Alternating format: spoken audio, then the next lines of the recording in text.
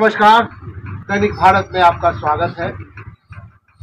तकरीबन पूरे भारत में आधे से के करीब चुनाव हो चुका है। 500 लगभग 200 के करीब चुनाव हो चुका है। मोदी जी का एकदम दौरा जो है, तूफानी दौरा पूरे भारत में चल रहा है। कल दरभंगा आए थे, भाषण हमने भी सुना और आपने भी सुना होगा।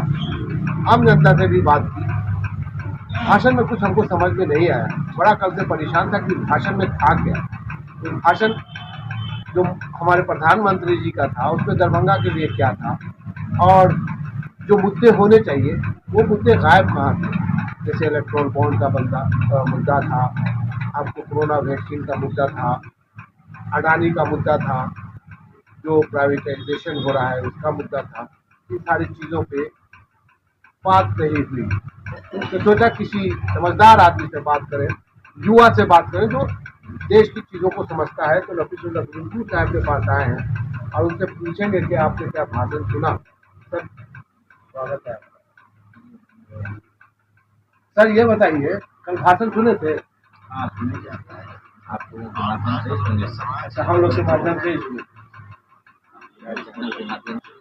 हंस कह रहे हैं, हम पूरा भाषण सुने थे तो आप हंस रहे हैं कि मोदी जी कल दरभंगा आए और लोकसभा चुनाव का प्रचार कर रहे हैं सभी राज्यों में, बहुत राज्यों के बहुत सारे जिलों में। लेकिन उनके भाषण से बस है कोई भी ऐसी चीज जनता के हित के लिए कुछ भी समझ में हम लोगों को भी नहीं आया। एक राम मंदिर और जो इनकी वैसी चीज जो जनता को गुमराह करने का काम उन्होंने जो करते आए, वो कल के भी भाषण के उनकी नया कुछ नहीं, वही गुमराही करने वाली बातें उनके सामने कल भी हम लोगों ने भाषण में उनकी सुनी। लेकिन मैंने एक नई चीज सुनी है सर। शहजादे, 2 शहजादे, पहले एक शहजादे हुआ करते थे, अब 2 शहजादे हैं।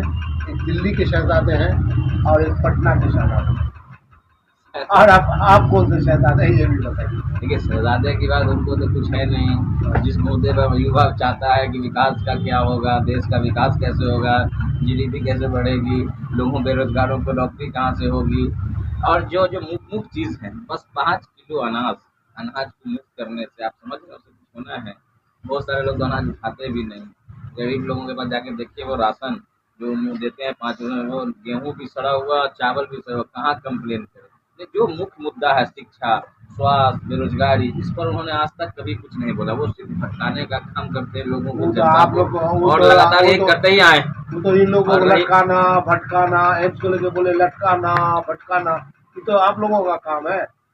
जो आप मैं कहना चाह रहे हैं कि उनकी आप खुद भी भाषण सुने, आप सभी नेताओं के सभी सभा में आप जाते हैं, लेकिन आपको लगता नहीं है मोदी जी जहाँ जहाँ भी गए हैं उनको जो मुख्य मुद्दा है भारत के लोगों के लिए, भारत की जो स्थिति है, आज की जो स्थिति है, युवा की जो आज की स्थिति है, शिक्षा की स्थिति है। आज भी शिक्षा में आपको क्या बताएं, लोग आज भी जमीन पर बच्चे लोग जो बैठ के पढ़ते हैं। स्वास्थ्य की देख लीजिए, किसी डॉक्टर नहीं है तो किसी स्वास्थ्य केंद्र पर जो है कोई देखने वाला नहीं है, कहीं स्ट्रेचर नहीं है। तो ये अब 10 साल हो गया, अब नहीं तो कब ये भारत की व्यवस्था सुधरेगी। हाँ, कुछ जगह जैसे आपने कहा शहजादे लोगों की बात, वो सब लोग अपने अपने जगह पर जो जिनकी सरकार में थे, सब लोगों ने अपना अपना काम किया है। हमारे तेजस्वी जी ने भी सरकार में, हम लोगों ने सरकार में थे, इन लोगों ने चोरी छुपे पीछे रोड से जो है सरकार को गिराने का काम किया। उनका भी जो काम था उन्होंने भी ऐसे किया है कि सब युवा याद कर रहा है कि उन्होंने बहुत सारी नौकरियां जो आज तक 10, 15, 17 सालों में नहीं हुई, उन्होंने सहयोग करके स्वयं देने का काम किया है। सर एक सवाल, बड़ा गंभीर सवाल।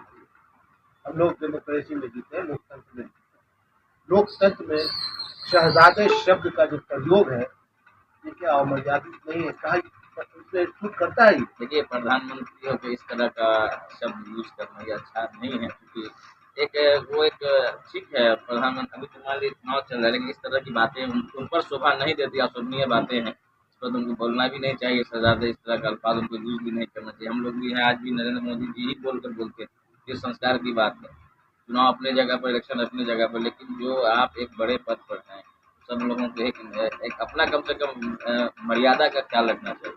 सर, इस देश में कांग्रेस और बीजेपी की आमने सामने की जो टक्कर है मात्र 200 सीटों पे, एक बाकी जो है 354 सीटों पे बीजेपी वर्सेस छत्रपों के बीच में, चाहे बिहार के छत्रप हो, चाहे लखनऊ के छत्रप हो, चाहे बंगाल की हो, ममता की, दिल्ली के केजरीवाल जी। तो ये दो छत्रप तो हो गए, हो सकता है तीसरा छत्रप जो तीसरा शहजादा है वो अखिलेश यादव हो जाए, बीजेपी के साथ और केजरीवाल होता है। देखिए, इस बार हम कहा ना कि कामयाबी भाषा का उपयोग तो कोई नहीं करना चाहिए, हम भी इसको टिप्पणी नहीं करें। आप कह रहे हैं कि भाजपा और कांग्रेस की इंडिया गठबंधन तय कराई है, कांग्रेस की जो और जितनी क्षेत्रीय पार्टियां हैं वो सब अपने अपने जगह पर। साउथ में आप देखिए बीजेपी का टुकड़ा साफ होने जाएगा, वहाँ शुरू से साफ है, आज भी उनकी वही स्थिति। ये चंद जगह जहाँ इन लोगों ने गलत माहौल हिंदी क्रिएट बेल्ट, किया, हिंदी हाँ बेल्ट। हिंदी बेल्ट, जहाँ उन्होंने गलत माहौल इन्होंने क्रिएट किया, जहाँ नफरत फैलाने का काम किया है। आज यहाँ के भी लोग, युवा भी और हर तबके का, गरीब हो, अति पिछड़ा, गरीब हो या अति पिछड़ा, और आप हमारे हरिजन जो भी पसमानदा समाज हो या हरिजन हो, या आपको मान लीजिए कि जितने भी सभी समुदाय के लोग अल्पसंख्यक को सब समझ चुके हैं ये सरकार सिर्फ नफरत फैलाने का काम करता है। तो इसलिए इस बार सारे लोगों ने, हमको लगता है अभी तक बहुत अच्छा रिजल्ट जहाँ जहाँ देख रहे हैं, अच्छा ही लोगों का वोटिंग परसेंटेज बढ़ रहा है, जो पिछली बार नहीं था। हाँ, पिछली बार वोटिंग परसेंटेज नहीं था। तो मुझे 100 बहुत अच्छा इस बार माहौल लग रहा है कि क्षेत्रीय पार्टियां में भी लोग जुड़ रहे हैं और भाजपा के खिलाफ वोट कर रहे हैं, क्योंकि वो लोग जान रहे हैं कि ये बस ये बात बनाने से कुछ होने नहीं जा रहा है, बात को सिर्फ फेंकने से कुछ होगा नहीं। तो हम लोगों को सरकार एक बार बदल के देखते हैं, तो कोशिश में सारे लोग, पब्लिक जनता भी जो है यहाँ की जागरूक है। यहाँ से लेकर सारे आप देखते हो जहाँ जहाँ चुनाव हुआ कितने लोग एग्रेसिव होकर वोट कर रहे हैं, जो पिछले से परसेंटेज वोट आप पिछली बार इस बार मिला लीजिएगा तो बढ़ा हुआ है। तो लोग भी चाह रहे हैं कि बदलाव हो, हम लोग भी चाहते हैं कि हम लोग के अलावा जितने भी लोग हैं भारत के, वो लोग चाह रहे हैं कि भारत में बदलाव हो, सरकार बदले, एक ऐसा सरकार बने जो देश के हर पब्लिक, हर जनता के सुख दुख और हर एक चीज को समझे। तो इसी में सारे लोगों का इस बार उम्मीद है कि इस बार सरकार बदलने का काम यहाँ की जनता, भारत की जनता चलिए, करेगी। मंगलसूत्र पे बात नहीं करेंगे, दहेज पे बात नहीं करेंगे, शहजादे पे बात नहीं करेंगे।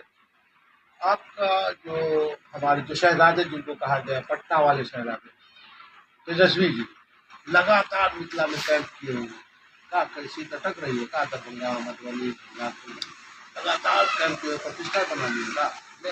वो अपना मेहनत कर रहे हैं, जिस कैंडिडेट को उन्होंने जिस पर भरोसा जताया है, दरभंगा, मधुबनी, बंजारा, जहाँ जहाँ भी उन्होंने अपने उसका भरोसा जताया, उसकी पूरा कैंप करके अपने लक्ष्य, उनको पूरी तरीके से वो लगे हुए हैं कि हमारा कैंडिडेट चुनाव जीत कर जाए और तब इंडिया गठबंधन और मजबूत होगी, हम लोग सरकार को गिराने। वो भाजपा के खिलाफ अपनी पूरी ताकत झुके हुए हैं और हम लोग भी उनके साथ साथ कदम में कदम मिला कर हम लोग खड़े हुए हैं।